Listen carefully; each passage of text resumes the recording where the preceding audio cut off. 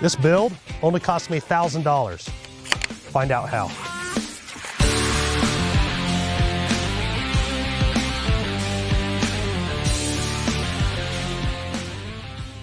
So you got $1,000, you're looking to build out your first AR-15, wanting something very well-rounded. There's tons of options out there, so let's go ahead and check out some of the rifles. When it comes to rifles, there's tons of options. So you have everything from, a $500 rifle that could generally work fine for most people, or you have stuff that could cost a couple grand. My philosophy on, that budget to mid-tier rifle is get something that's going to work, that's going to last you a long time, and in that way, as you upgrade later on, maybe you want a different optic, different flashlight, new sling, whatever, you don't feel like you need to upgrade the rifle to match those accessories that you're putting on the gun. Just kind of starting out with a good rifle is going to be this Ruger AR556 MPR. Going to be a full 16-inch rifle. Features a mid-length gas system, 1 in 8 barrel twist rate, cold hammer forged barrel. It also has a 2-stage trigger, which is a nice upgrade, especially coming in at $740 price point and B5 furniture here. So just a good all-around base platform. Okay, so now that we have our base rifle picked out, we're gonna go ahead and decide on what kind of, aiming system we want. So as far as red dots are concerned, there's tons of options. Up here, in the most expensive category is gonna be like an aim point. So an aim point is gonna come in right at $1,000, which is what our budget is. Get into some EOTechs around the $500 price point.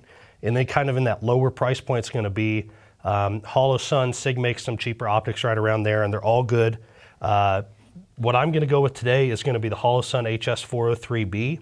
So it's got some really good features that I like. So number one, it's gonna be a 2 MOA dot, so it's gonna be a fine enough dot to where you're gonna be able to really dial in some tight groupings in theory. Pairs well with a magnifier as well, does feature a 1/3 co-witness mount, and there is some brightness adjustment settings up here at the top. Very tactile feedback there on that. There are gonna be some weak points on this optic, very well known weak points, especially right up here on these elevation knobs. They're not shrouded like what you would see maybe on these aim points up here. So if you do drop it right on those knobs there, then who knows, the optic might be inoperable or it might lose its zero. So that's something to keep in mind, but I think at that $120 price point, this Holosun HS403B is gonna suit us very well. I spent quite a bit of time trying to figure out what we wanted to do for a flashlight on this. You can have, Cloud Defense have just released their new Rain 3.0. That's a $400 flashlight. So you get a $400 flashlight, blow our budget way out of the water, super nice flashlight. But I think we could settle for something a little bit cheaper. So let's stick with a good name brand. Surefire has a very good reputation in the space. So this isn't necessarily a weapon light. This is their G2X. It's gonna be more made as a handheld light, but it is gonna be able to stand up to the recoil. So we're gonna have to pair that with a light mount. So flashlight's coming in right at $72, and then we get a Magpul light mount, which is coming in right at $29. So this is gonna mount up. It's just gonna clamp onto that flashlight base, and then we can just mount that to Picatinny rail section. We'll be ready to rock. What I would recommend with the little bit of extra money that we have, let's go ahead and get some extra magazines. So generally what I tell people when it comes to magazines, you can never have too much. We're seeing that, unfortunately, right now with various states with legislation that's trying to be passed, magazine prices can fluctuate drastically. So we're at a pretty good time right now when it comes to magazines, at least for most states in the nation. So go ahead and get a couple magazines, never hurts to have too many. So these Magpul Gen M2P mags, just a great all-around magazine, coming in at a little over 12 bucks a piece.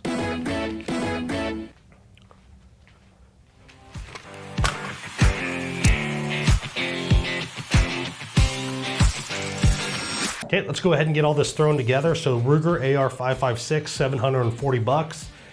For assembly, I think we're gonna start with the flashlight. So the flashlight mount was $29, and then the Surefire G2X was 72 bucks. So let's go ahead and throw all this together.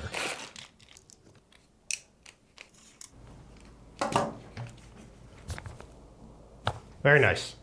So a lot of people think you need like a pressure pad or something like that when you're running your flashlight. You don't. Super simple tail cap assembly here. You're just gonna press that. If you're a righty, mount it on this side. If you're a lefty, you're gonna mount it on that side, obviously. Just gonna grab the gun, come up here, hit it with your thumb, ready to rock and roll, and we do have a very sturdy mounting system there. Okay, now we're gonna go ahead and get the optic mounted on here. So the Holosun's coming in right at 120 bucks. All right, so that completes our build today. So we have the Holosun mounted up with a little bit of Loctite. We got the Surefire with the Magpul mount. The gun does come with one magazine. Toss that puppy in. And then we have two Magpul PMag Gen M2s that we purchased for a little over $12 a piece. So let's go ahead and let's go to the range. Let's get some feedback, see how this thing runs.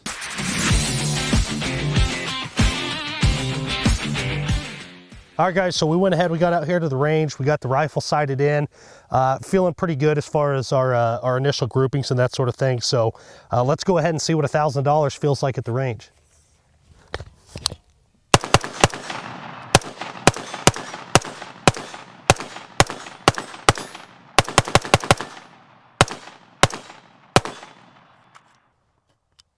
Okay, not bad. Gun's getting a little bit hot. Let's get a couple hundred more rounds downrange.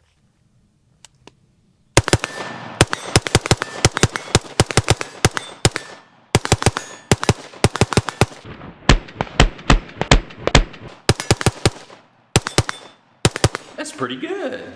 All right, guys, so with the $1,000 price point, obviously we're not gonna be able to afford a battle belt or a traditional type of mag carrier, maybe a plate carrier or something like that. You know, when you go out to the range, you're on a tight budget, you still need to be working on reloads, even if they're just, you know, you're not sending a whole lot of rounds down range, just working on quick reloads just to be proficient is a good skill to have. So what I like to do is I got a spare magazine here. I don't know, I have probably 5 or 6 rounds left in this mag that's in the gun. Take your spare mag. When you're doing your reloads, you're obviously gonna orientate it to where the mag's going in just like this. So just cock that wrist, tilt it down, drop it in that rear pocket right there. And when you're doing reloads, just pull that out and you can get pretty proficient at that. So I really don't train like that anymore. But it's a good skill to have, and I just want to show that you could train that way, train effectively without having a huge expensive setup. So let's go ahead and give this a run.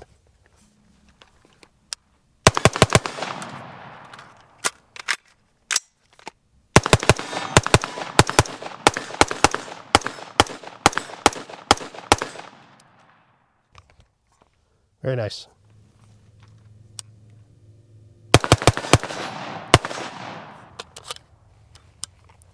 So it always amazes me on these mid-length gas guns, like what we have here, they just run extremely smooth. So normally in that budget category, you're getting a carbine length gas system.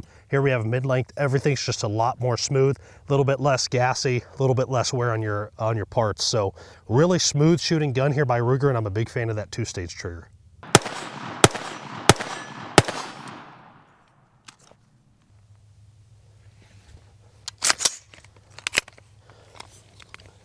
So the Holosun HS403B has some really great features to it, especially at that $120 price point. Some of the main features that I really like is the excellent battery life. Also the tube diameter of the optic itself is very similar to what I'm shooting on more of my higher end guns. One of my favorite optics is the Aimpoint Comp M5 or even the T2. And as far as the tube diameter, it's very similar. So as far as you know, if this is going to be one of your first optics you throw in an AR, but you hope to kind of up your game a little bit later on, you could easily do so, and there's going to be certainly some crossover training there. I think some weak points on this optic are going to be these turret locations. There's not really much shielding them, as well as the mount. So I think the mount, it feels pretty darn rigid. I just question the screws that are actually going into the body of the optic itself, but there's plenty of torture tests on these HS403Bs and they seem to hold up fine. We haven't had any issues, so I think if you were to drop it on concrete and beat the crap out of it, then it really might have some issues, but I think for everyday use, very acceptable optic.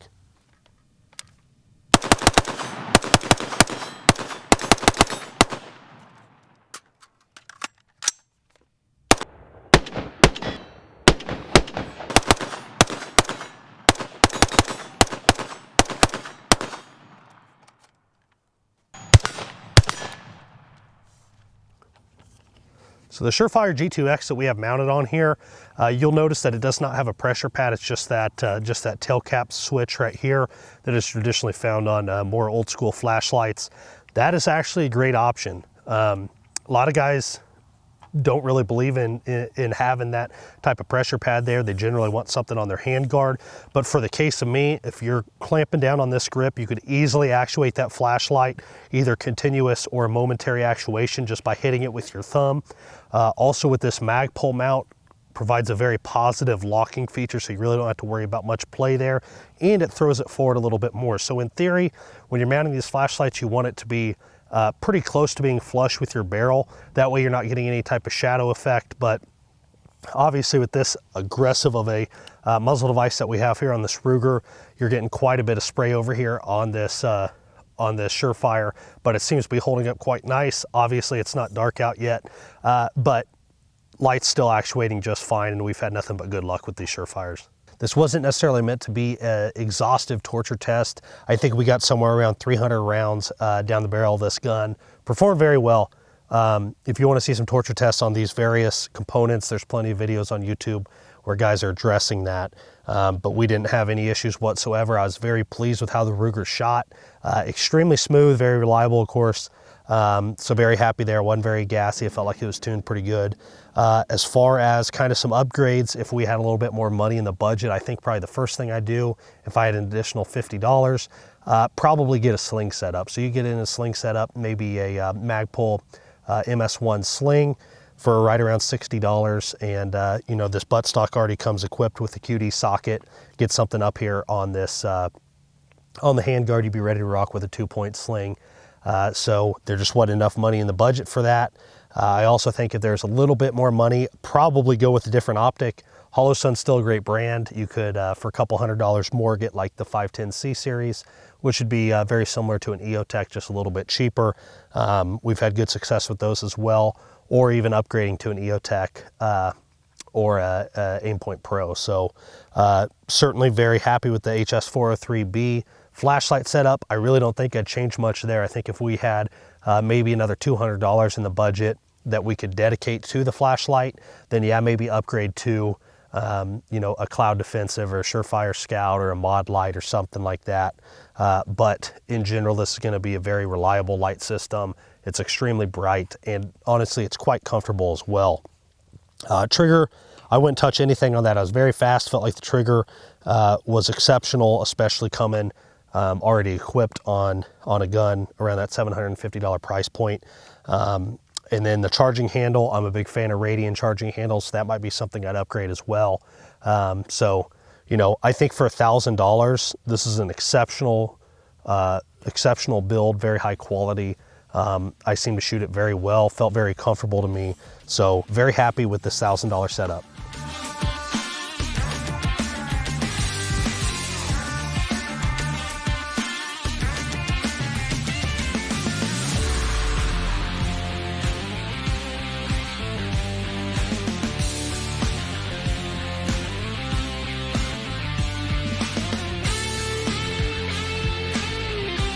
Anytime you go to the range, it is a requirement you have to stop by Chick-fil-A at some point.